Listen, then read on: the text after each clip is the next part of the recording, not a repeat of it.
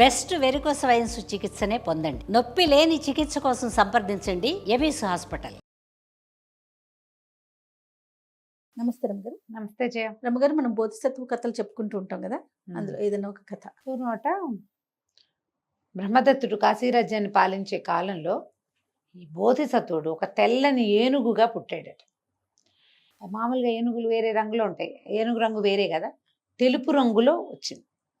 దీనికి ఒక దంతం కాకుండా ఆ దంతాల జంట వెనకాల నుంచి ఇంకో దంతపు జంట కూడా వచ్చిందట. దైవాంశ సంభూతంగా భావించేవారు. ఐరావతంతో సమానంగా ఉండేది. అపూర్వమైన శక్తులు ఉన్నాయి ఆ ఏనుక్కని నమ్మేవారు.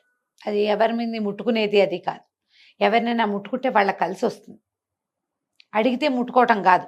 అట్లా ఒక ప్రత్యేకమైన పద్ధతి ఉండేది. ఒక మావటి వాడి దగ్గర ఉండేది. ఉంటే వాడు చాలా బాగా దాన్ని ట్రైనప్ చేశాడు. అప్పుడు ఈ మామూలుగా ఒక రాజుగారు పట్టాభిషేకం చేసుకునేటప్పుడు మంచి ఏనుగులు అట్లా సెలెక్ట్ చేసుకుంటారు, మంచి పంచకళ్యాణి అలా సెలెక్ట్ చేస్తారుగా. అప్పుడు ఈ ఏనుగుని బోధిసత్వుడు రూపంలో ఏ ఏనుగు రూపం దాల్చాడో ఆ ఏనుగుని రాజుగారికి ప్రధానమైన ఏనుగు కింద హౌదా ఎత్తటానికి సెలెక్ట్ చేసుకున్నారు. వాళ్ళ పట్టపుట ఏనుగుగా ఉండేది. పట్టపేట ఏనుగు అనేది ఒక ప్రత్యేకమైనది అనమాట. ఉంటే ఆ ఏనుగు ఎంత బాగుండేదోట. ఈయన దగ్గరకు వచ్చే నాటికి ఇంకా మెల్లిగా పోషణ, రాజుగారి పోషణలోని ఇంకా పెరిగి ఇంకా అద్భుతంగా కనపడేది. అయితే రాజుగారు రాజు అయ్యాక ఆ పట్టాభిషేకం తర్వాత పెద్ద ఊరేగింపు చేశారు. ఊరేగింపు చేస్తే రాజుగారితో వెనకాల ఈ ఏనుగులన్నీ నడిచొచ్చాయి.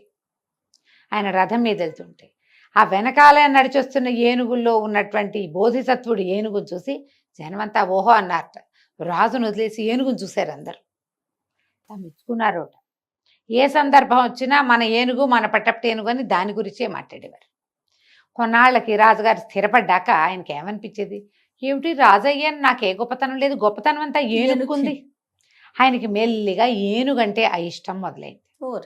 ఏదైనా ప్రోగ్రాములప్పుడు నేను ఎక్కననేవాడు, ఎందుకు అనవసరంగా చంపెట్ట తీసుకురావద్దనేవాడు. అలా కూడా జరిగేది. అయితే ఈయనకి క్రమంగా ఏమనిపించింది, అసలు ఏనుగుని రానివ్వకూడదు. ఈ ప్రోగ్రాంలు ఏమన్నా జరిగితే ఏనుగేది ఏనుగేది అని చంపేవాళ్ళు జనం. తీసుకురాకుండా ఉంటే ఈయనకి మా బాగానే ఉండేది. ప్రజలు ఒప్పుకునేవాళ్ళు కాదు.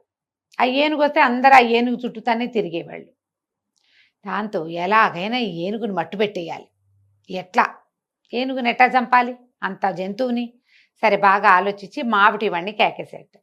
ఏమో ఈ ఏనుగు సంగతి ఏమిటి అన్నది. చాలా గొప్ప శిక్షణలో ఉంది ప్రభు ఏనుగు, మనవాడు మామూలు వాడు కాదు, గొప్ప శిక్షణ కలిగిన ఏనుగు. రాజు బాగా ఆలోచించి, అయితే సరే అంత శిక్షణ ఉందన్నావు కదా, కొండ ఎక్కగలదా ఏనుగు అని అడిగాడు. మహత్తరంగా ఎక్కుతుంది ప్రభు, కొండ ఏమిటి ఎక్కడికైనా ఎక్కేస్తుంది అన్నాడు.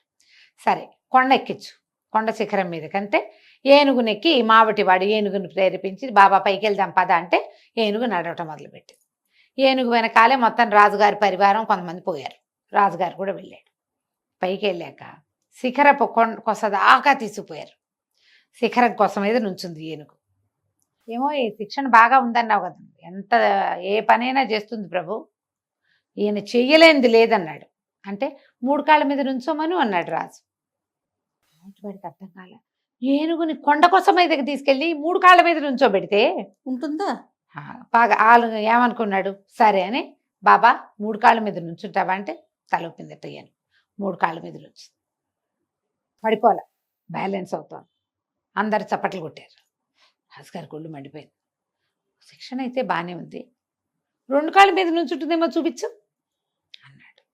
అంటే ఏనుగు ఏం చేస్తుంది, వెనక దొక్కాలు ముందు దొక్కాలు లేవదీసి 2 కాళ్ళ మీద బ్యాలెన్స్ చేసుకుంది. అప్పుడు రాజుగారు అన్నాడు, అలా కాదు, వెనక 2 కాళ్ళ మీద నుంచుంటుందేమో చూడు. 2 కాళ్ళ మీద నుంచుంది. ఈసారి వెనకాల 2 కాళ్ళు కిందుంచి ముందు శరీరాన్ని పైకి లేవదీసింది. చూస్తూనే ఉన్నాడు, జనాలు చప్పట్లు కొట్టేస్తున్నారు. ఇంకా ఇంకా అప్లాజ్ పెరిగిపోతోంది, తగ్గేలాగా లేదు. చాలా బాగుంది, బాగా శిక్షణ ఇచ్చావు, అద్భుతంగా చేసావు, ముందు కాళ్ళ మీద నుంచోబెట్టి ఈసారి అన్నాడు. ముందు కాళ్ళ మీద లేపేది కొండ కోసం ఉన్నప్పుడు బరువంతా ముందుకు వెళ్తే ప్రమాదం, అయినా సరే చేసిందేమి. రాజు బాగా ఆలోచించాడు. ఒకే ఒక ఆఖరిది, ఒక కాళ్ళ మీద ఉంచబెట్టు, ఏనుగుని చూద్దాం. ఆవిటివాడికి లోపల లోపల వణుకొచ్చేస్తోంది. ఏదైనా అయ్యి పడిపోతే తను ఏనుగుతో పాటు పడిపోతాడు. ఇంత మహత్తర శక్తి కలిగిన ఏనుగు పడిపోతుంది. బాబా ఒక్క కాలు మీద నుంచోగలవా అన్నాడు. నుంచుంటాను. ఏనుగు తలకాయ అయిపోయింది. ఓ కాలు మీద నుంచుంది. 3 కాళ్ళు లేపేసింది గాల్లోకి. రాజుగారు కామ్ అయిపోయాడు. చాలాసేపు చూశాడు. చూసి సరే ఇంకొక పరీక్ష పెడతా దీని శక్తికి. గాల్లో ఎగురుతుందేమో చూపించు నాకు. ఏనుగు గాల్లో ఎగరాలా? ఏమర్థమైందంటే ఓహో ఏనుగుని చంపడానికి పూనుకున్నాడు రాజు. అర్థమైంది. అందుకని ఆ పరీక్ష ఏదో కింద ఏడవకుండా కొండ కోసగా తీసుకొచ్చి ఆ పైన నుంచోబెట్టి అక్కడ ఓ కాలు అంటాడు, 2 కాళ్ళు అంటాడు, 3 కాళ్ళు అంటాడు, చివరికి ఇప్పుడు ఎగిరించమంటున్నాడు. అప్పుడు ఆ ఏనుగుకి దగ్గరికి వెళ్ళి పక్కన నుంచున్నాడు. ఎంతసేపు పైకెక్కాడు. బాబా నిన్ను చంపడానికి చూస్తున్నాడు మగధ ప్రభువు.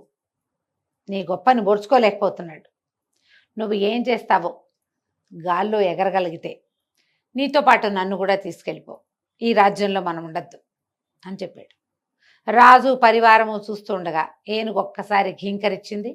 4 కాళ్ళు గాల్లో లేపి ఒక్కసారి అట్లా ఎగిరింది. ఎగిరేసరికి చూస్తూనే ఉన్నారు. ఆ ఎగురుతున్న ఏనుగు విమానంలాగా అలా వెళ్ళిపోయింది గాల్లో ముందుకి. వీళ్ళు చూస్తూనే ఉన్నారు. ఏనుగు వెళ్ళిపోయింది బయటికి. దానికి అలాంటి శక్తులు ఉన్నాయి. ఎగిరే శక్తి ఉంది. మరి బోధిసత్వుడు పుట్టాడు కదా, అలా గాల్లో ఎగురుతూ మగధ రాజ్యం నుంచి కాశీ రాజ్యం వైపుకు వెళ్ళింది. ఆ కాశీ రాజ్యపు రాజ్యం మీద అట్లా ఎగురుతూ ఉంటే వెళుతూ ఉంటే ఏనుగు కింద నుంచి కేకలు పెట్టారు జనం. ఏనుగు ఏనుగు తెల్లటి ఏనుగు ఎగురుతోందని. కాశీరాజు గారు బయటకు వచ్చాడు, బ్రహ్మదత్తుడు. ఆయన బయటికి తన సౌధంలో నుంచి రుచి చూసుకుని అప్పుడు ఆయన కేకలు పెట్టి, గజరాజా దిగు దిగు, మా ఊర్లో దిగు, కాశీరాజ్యం ఇది, నేను నీకు కైంకర్యం చేస్తాను, ఎన్నో సేవలు చేసుకుంటాం, నిన్ను గౌరవిస్తాం, మా రాజ్యానికి ఒక పెట్టని కోటగా ఉండు నువ్వని పిలిస్తే అక్కడ దిగింది ఏనుగు. ఆ మావటివాడి కిందకి దిగాడు. మావటివాడి బట్టలు మాగధుల బట్టలు వేరేగా ఉంటాయి. వాడి దగ్గర మరి పైకి ఉందే పొడిచేది సాధన అంకుశం ఉంది. ఈ ఏనుగు మీద ధ్వజం ఉంటుంది, దాని మీద బట్టలు వేరే రంగు ఉన్నాయి. వాళ్ళకి తెలిసింది ఏదేదో రాజ్యం నుంచి వస్తుందని. ఇతను దిగి మగధ రాజ్యం నుంచి ఈ రకంగా ఇట్లా జరిగింది, ఇట్లా తీసుకొచ్చానని చెప్పాడు. చెప్పేసరికల్లా ఆయన ఏం చేశాడు, వెంటనే పువ్వుల మాలలు తెప్పించి ఏనుగుకి ఆహారం, చెరుగడలు, బెల్లము అవి తెప్పించి అన్నీ తినబెట్టి ఆ పైనున్న ధ్వజాన్ని ఊడదీసి దాన్ని ఏనుగు చూస్తుండగానే బురదలో తొక్కిచ్చాడట. బురదలో తొక్కిచ్చి మావటివాడి వంటి మీద బట్టలు కూడా తీయించేసి కాశీరాజ్యపు బట్టలు తొడిగి ఏనుక్కి ఆ కాశీరాజ్యపు ధ్వజాన్ని ఎక్కించి, మా దగ్గర ఉండు, నువ్వు ఎంతకాలం ఉంటే అంతకాలం మా దగ్గర ఉండు, నీ మీద హౌదా ఎత్తడానికి నీకు ఇష్టమైతే నువ్వు కూర్చున్నప్పుడే హౌదా ఎత్తిస్తాం, నీకు ఇష్టం లేకపోతే నీ మీద హౌదా కూడా మేము ఎత్తాం, మాతో ఉండంతే అంటే ఆ ఏనుగు సరేనందరు తలకాయ ఊపింది. చక్కగా పోషించి కాశీరాజ్యంలో ఉంచుకున్నారు. మగధరాజ్య ప్రాభవం తగ్గిపోయి కాశీరాజ్య ప్రాభవం పెరిగిపోయింది. ఇలా జంతువులను చూసి కూడా అసూయపడే వాళ్ళు ఉంటారా? అదే కదా, కొంతమంది ఉంటారు. ఆ, వాళ్ళ కోసం చెప్పారు ఈ కథ. చాలా బాగుందండి. నమస్తే గారు. నమస్తే జీ.